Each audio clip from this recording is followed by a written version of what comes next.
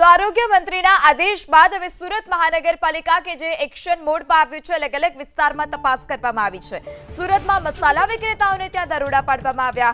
જીવીએમ મસાલામાં આરોગ્ય વિભાગે તપાસ કરી છે। દુકાનમાંથી મસાલાના નમૂના પણ લેવામાં આવ્યા છે। ગોળદોડ રોડ પર મસાલાના વિક્રેતાને ત્યાં દરોડા પાડવામાં આવ્યા। ભેળસેળયુક્ત ખાદ્ય પદાર્થ વેચનાર સામે સુરત મહાનગરપાલિકાની આરોગ્ય વિભાગની ટીમે લાલાંક કરી છે।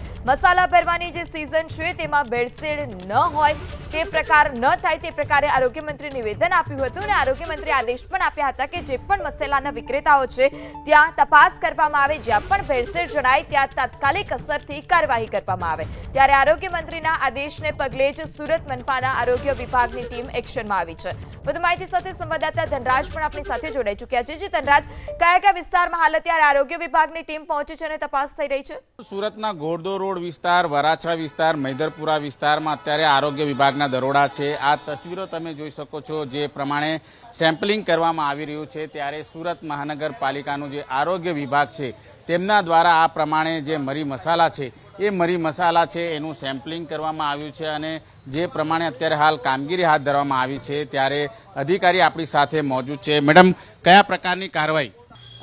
મસાલાના સેમ્પલ કરવામાં આવે છે। હળદર, ધાણા જીરું, મરચું, લાલ મરચું, મરી, એ બધાના સેમ્પલની કાર્યવાહી કરવામાં આવી છે।